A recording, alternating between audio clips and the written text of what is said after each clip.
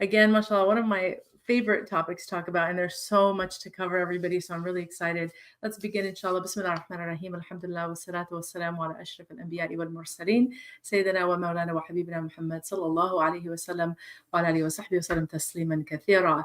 So alhamdulillah, I'm going to actually screen share because there are a lot of slides and I'm going to try to work my way through them as best as I can. But we do have Q&A at the end. So hopefully whatever we don't cover, we will cover during that. So just give me one moment while I can go ahead and share this. Hopefully it goes through. So can someone maybe in the comments just let me know that it's displaying, that you can see my screen so that I don't talk to myself?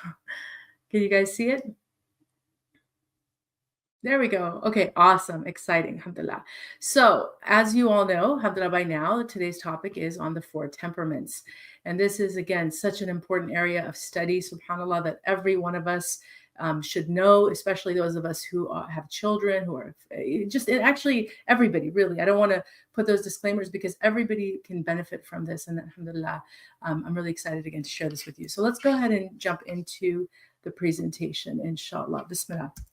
So first, we have to do a little bit of, blast from the past, or a little walk through the history of this, because, context matters. How do we understand, temperament, personality? How do we understand this? Where did it come from? All of that.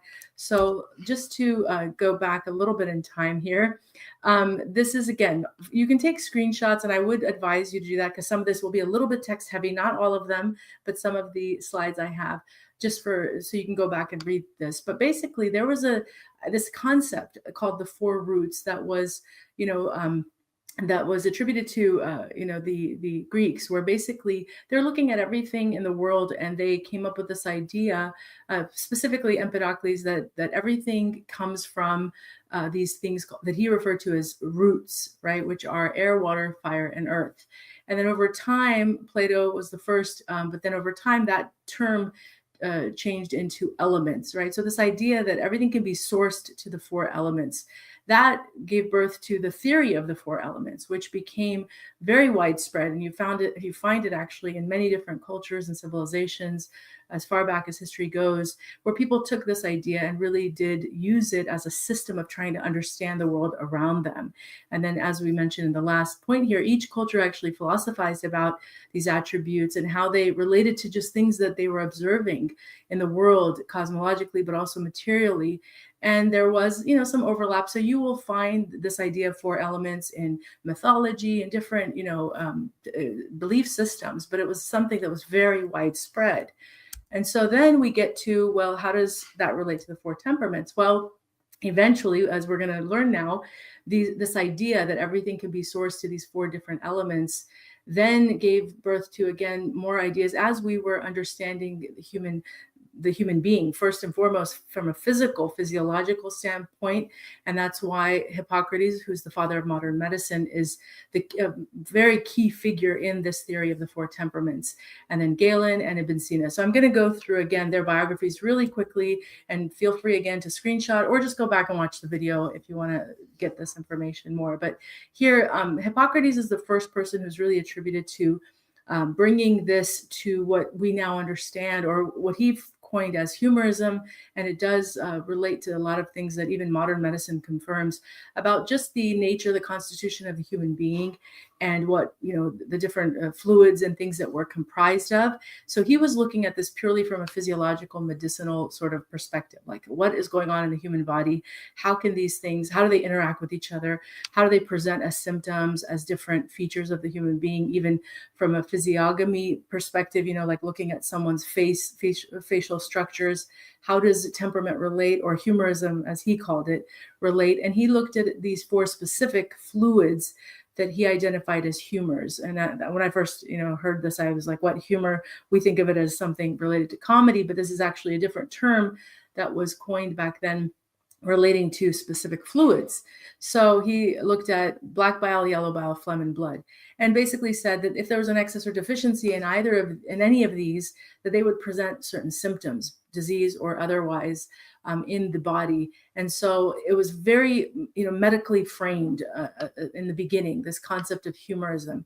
And then Galen comes along, and he is Greek, and what he does is he actually further develops it really by looking at temperature, which is really important because that's where we get the term temperament from, right?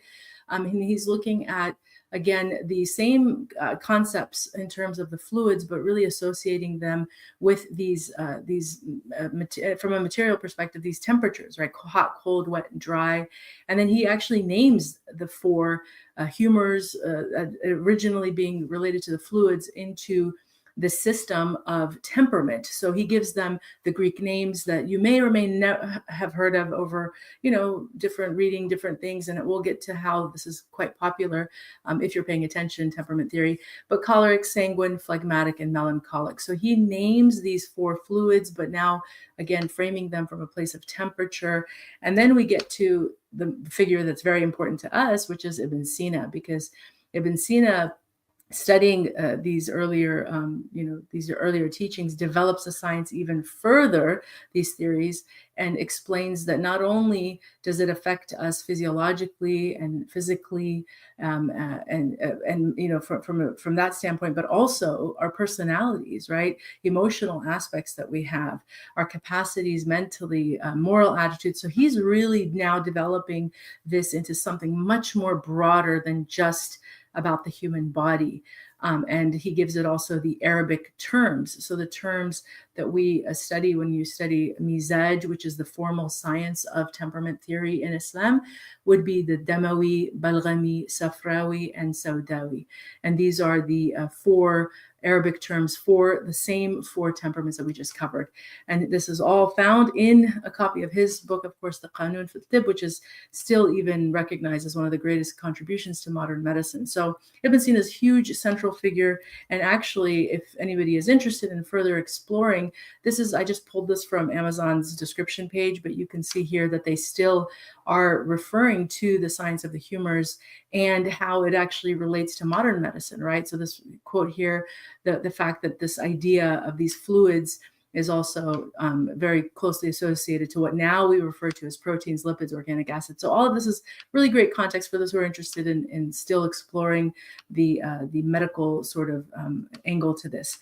But if we continue further from there, we find other scholars as well in our tradition, alhamdulillah, developing this, using it as a tool, teaching it, and really making it a central part of trying to understand human behavior. So temperament is so central to our faith, and as you'll find in coming slides, in other traditions as well.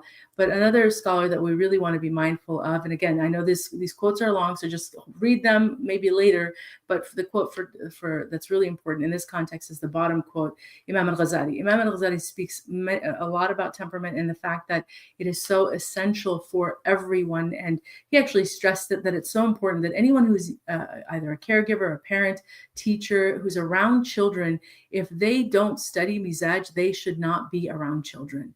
Because without this knowledge, we can actually cause a lot of harm.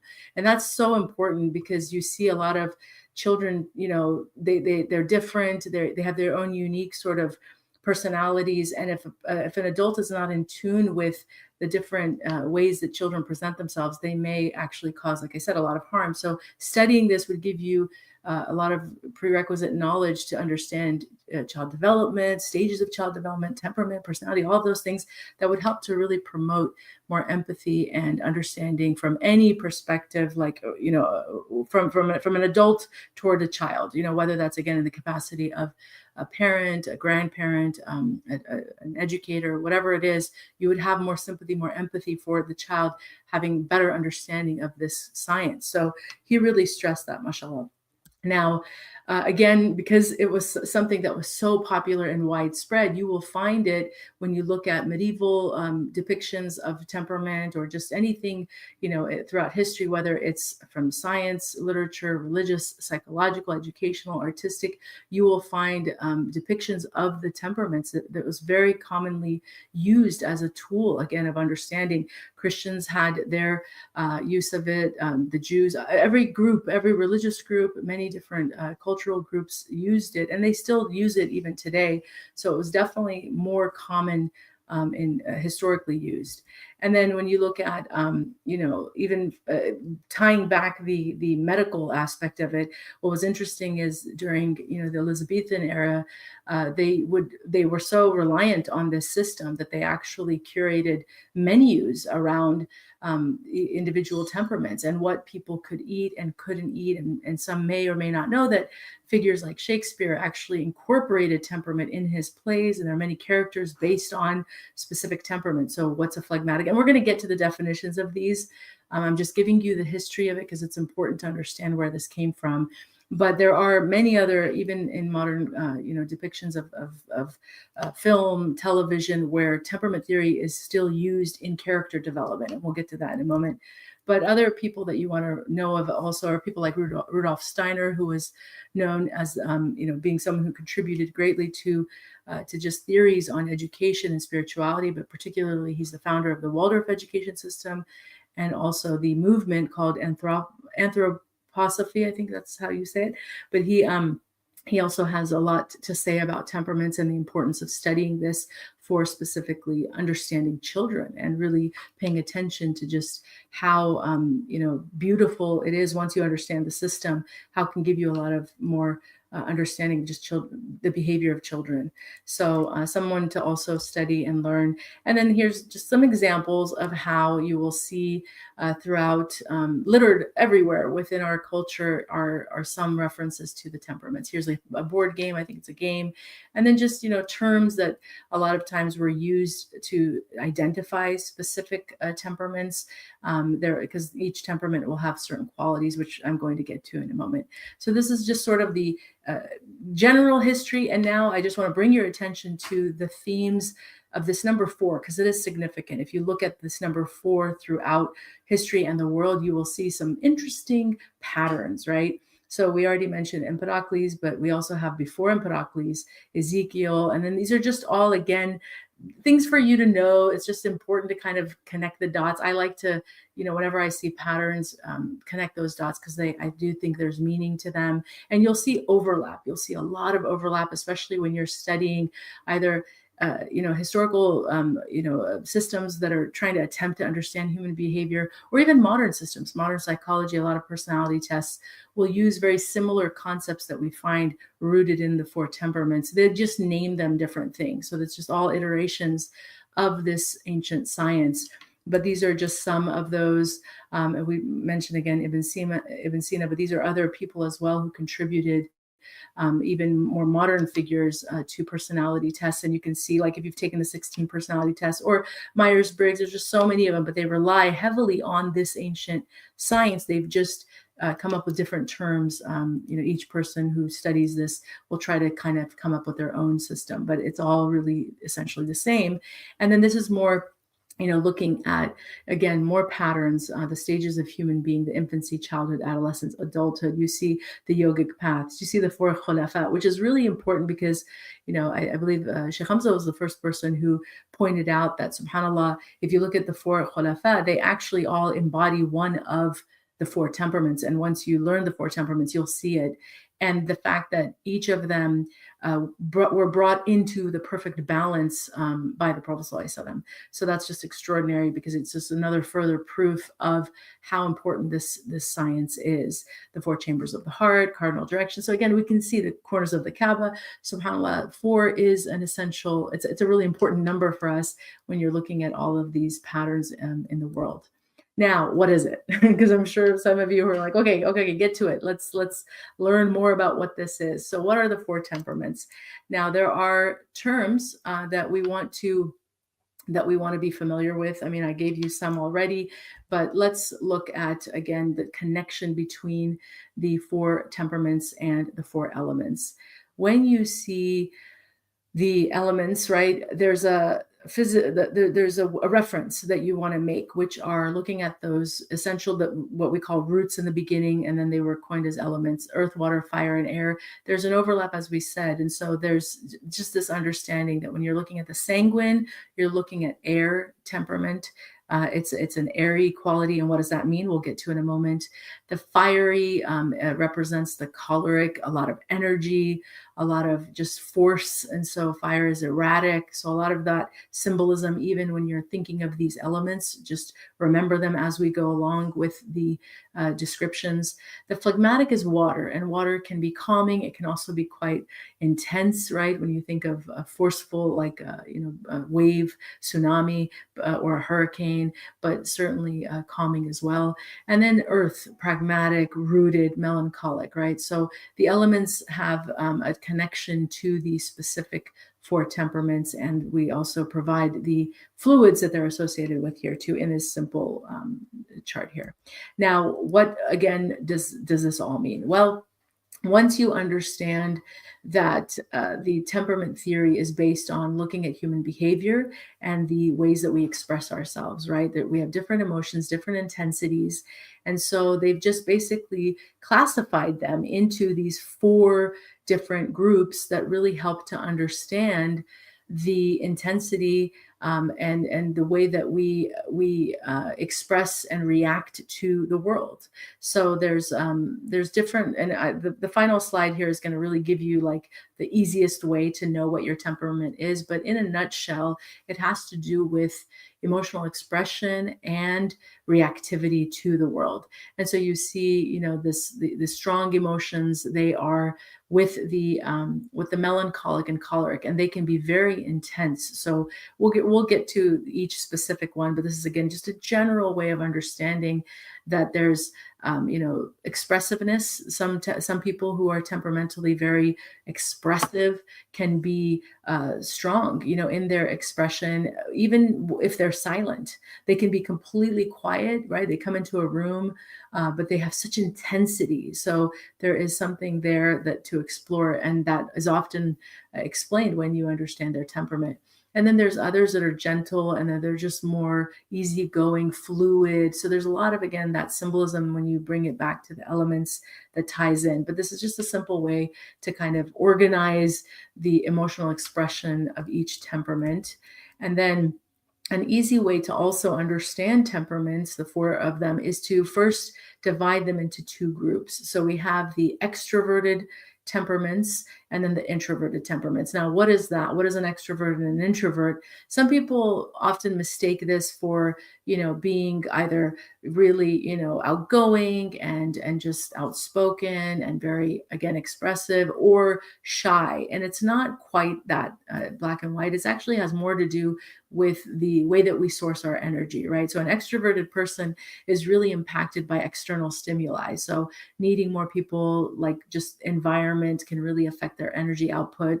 Whereas an introverted temperament is someone that actually recharges more in isolation or on their own terms, right? Without all of that distraction and stimuli, they can actually be very productive. So it really comes down to energy sourcing. But essentially, the two groups here are divided then into subgroups. So you have the extroverted temperaments, introverted. Within the extroverted temperaments are the choleric, right, temperament, which, and these images aren't quite fair because they kind of give you like in some cases, like the choleric, you see that mean face, and you might think like all cholerics are necessarily mean because of the face. So please ignore the smiley faces, but rather look at the words, because those words, and I have other slides too that also give you more information. But the choleric is just really a leader, a natural leader, take charge kind of person, someone who is ready and always willing to just get things done. So highly productive, highly passionate about what they're doing, but they are not, afraid to speak up. So they have this kind of, energy that's very, very obvious when they enter a space. You will know the choleric. They usually do tend to be, again, those take charge kind of people. And then you have within that same, group is the sanguine. So sanguines are also very, they're sociable. So they tend to be very obvious when in a social setting, because they're expressive, they're very talkative, they're chatty, but they are not as, they're not necessarily pushy in that sense of wanting to kind of force themselves in any way, like the choleric. The choleric is very intense. They do want to be heard. They want attention. The sanguine is more interested in getting to know people, so they kind of can be a little, just flighty, but definitely social. And so they have, a lot of great qualities, charisma. All of them, by the way, all of the temperaments have positive and negatives, but these are just kind of an overview. So they can both be understood as being the more extroverted, outspoken, really just outgoing, more expressive, and more sociable in that sense temperaments. And then you have the introverted, which are quiet, and they're more brooding. They're just, they're kind of, you have to work a little harder to get to know them. They're not as obvious and transparent. So the phlegmatic and the melancholic, and there is, some, in terms of intensity, you'll see that as we get to the external or the extremes, for which are the choleric and the melancholic, they have more intensity. And then within the four, if you actually were to like write them out on a line, you would see the sanguine and the phlegmatic. They're a little bit more milder in terms of their intensity, and more people oriented, whereas the melancholic and choleric are more goal oriented. So they tend not to have very strong social skills in that way, that they can kind of put off people because they're so intense, whereas the phlegmatic and sanguine are really in tune with people, and they're very focused on relationships. So one-on-one conversations really meaningful. A phlegmatic will just lock eyes with you. They'll be so present with you because they really are very interested in you as a person. Whereas a melancholic does not like the larger crowds and may like a more smaller sort of group setting, but they tend to be more analytical and observant, and maybe not as in tune on that emotional level, but they are paying attention for sure. They're just not as connected because they're there for a reason. Maybe they're just trying to be polite. They'd rather be home. Oftentimes melancholics are more comfortable in their own company. But anyway, we'll get to the more specifics because I have more slides coming up. So let's actually look at the assertive choleric. Now this is, again, just for a visual, but a practical kind of quick short list to understand this temperament better. So what is the choleric? Assertive, I think, would be the best word to remember when you think of a choleric temperament. It's someone who knows what they like, knows what they don't like, does not have a problem speaking up and voicing their opinion. They're very opinionated. They do like to delegate also and to kind of take charge, take control. But here, the most ambitious of all the temperaments, cholerics seek positions of power. So power is really important to them. They're competitive. They're goal-oriented, as we mentioned. Motivational, too, so they can definitely inspire. If you ever feel sluggish or just, have maybe goals, but you don't have a spark, you don't have the fire to get it done, you need a choleric around you. The choleric will light your fire. They will come. They will tell you what to do. They'll help you along the way because they love getting things done, and they're not just for themselves. They just like productivity. They like success. They're very ambitious in that way. So they're wonderful for getting things done. And I would highly recommend anybody who's kind of on the fence or maybe, just not getting ahead in life to find themselves a choleric. You will get there, inshallah. And then, the terms here, if you look at the bottom here, the keywords, remember these three terms. This is the simplest way to organize the temperaments, is to remember, do they belong in the extroverted or introverted group? Are they reactive, and are they flexible or inflexible? So these are the three that belong to the choleric. They're extroverted, they're highly reactive people. So that means that in any given situation, you will know their thoughts and opinions. They're not ones to shy away from expressing themselves, but they're also inflexible. And that's super important to know as well as a quality of the choleric temperament. What does that mean? It means that if there is a falling out or some difficulty, tension with a choleric, they're not going to be quick to budge. They tend to hold grudges. They have a hard time with forgiveness in situations of conflict.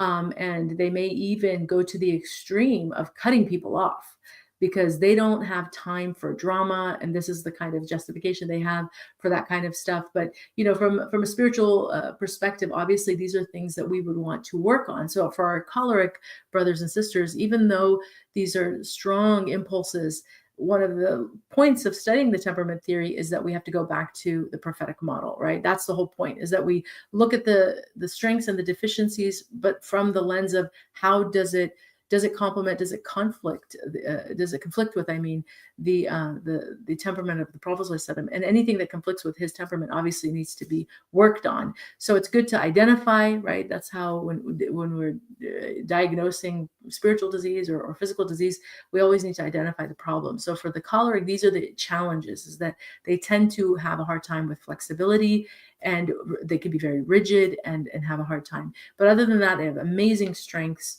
And again, important to have a holistic picture of each temperament. The next is the sunny sanguine. So sunny, again, would be a good quick way to just think of the sanguine. Yellow is often represented with the sanguine, and red, which again, think of the bull, think of, a bullish kind of a person, is the choleric color. But yellow, it's bubbly, it's kind of light, it's fun.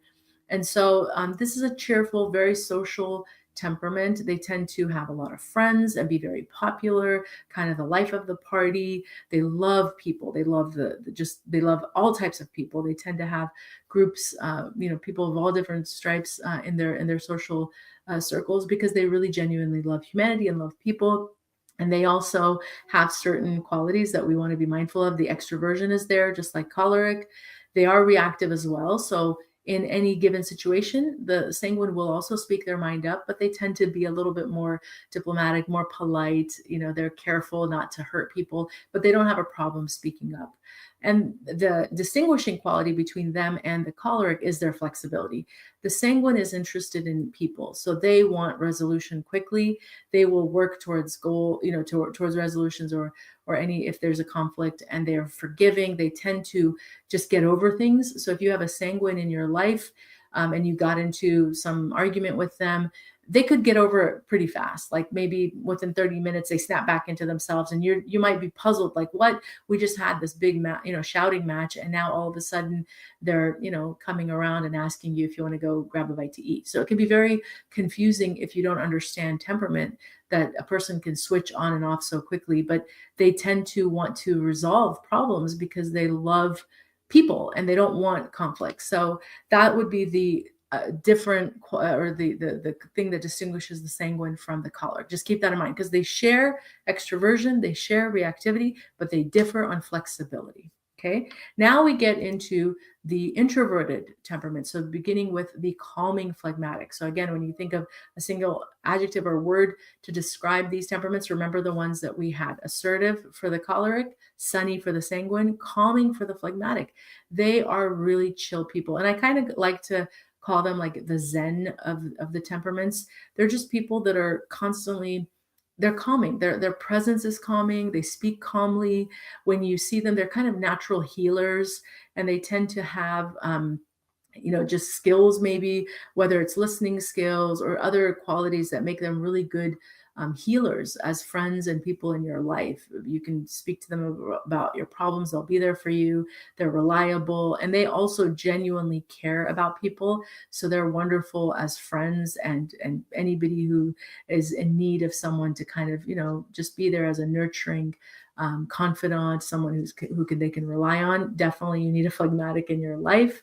And their key words or terms that you want to remember are introversion. So they're introverted, and then they're non-reactive, which means that they're not going to necessarily express every feeling or emotion. Even in a time of intensity, they actually have to process. So their processing time is a little bit slower, and that's not cognitively, has nothing to do with cognitive problems. It's just that they are really understanding everything and trying to feel everything and work things out for themselves.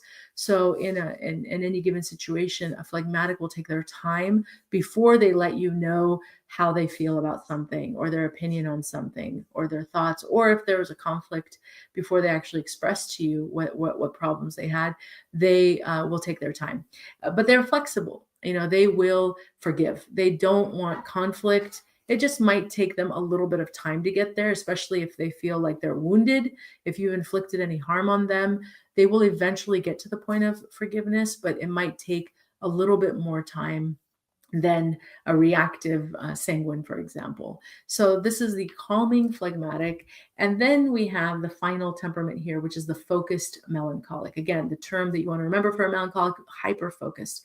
Very, very sharp, vigilant sort of temperament that is, just methodical, really, analytical, critical, all of those things. And in their work, they're perfectionists. They tend to really pay a lot of attention to the details that many of us don't pay attention to because of that hyper focus. They're contemplative, so they have a lot of great qualities as well. And they do like to solve problems because, like the choleric, they share that quality with the choleric is that they're goal-oriented people. So they want to work, they want to get things done. Whereas the choleric likes to, take charge, lead groups. The melancholic would rather you leave them alone and they'll get the job done. They don't want to be around people. They're better off on their own. And so the words to understand the melancholic is that they're also introverted like the phlegmatic. They're non-reactive, so they're just as difficult to get a reaction from as the phlegmatic, but actually more difficult because the melancholic does not really like to share and open up about their feelings at all. It will take a long time if you're with a melancholic to really know what they're thinking. So this can pose a lot of challenges, especially if you have certain pairings. If you have, a sanguine and a melancholic, they might run into a lot of communication issues because the sanguine is very communicative, really wants to get, to know you and kind of build that rapport with you. And the melancholic has, they're like in a fortress, within themselves. They really, it's like a Russian, doll. Like you have to keep. There's so many layers to them, and they don't really trust easily. So you just have to know these things about the temperaments in order to really, again, practice that empathy and try to, to just be more understanding. But their key defining or distinctive quality from the phlegmatic is that they're inflexible like the choleric. So they're the type that have a very difficult time with forgiveness, with getting over things. They tend to hold grudges, and they actually are probably more likely to cut someone off than even try to reconcile. It's easier for them in their worldview to just be done with a relationship than have to try to work towards explaining and trying to get to some resolution. They'd rather not. They would rather just part ways and they will be fine. But again, from a spiritual perspective, when you look at these types of qualities of, especially around forgiveness and the treatment of other people, all of this matters because, again, the point of the study of this science is not to get, to dig your heels and to kind of get set in your ways and just say, that's it, this is who I am, take me as I am, but rather to look at your strengths and say, how can I use this for that which pleases Allah subhanahu wa ta'ala?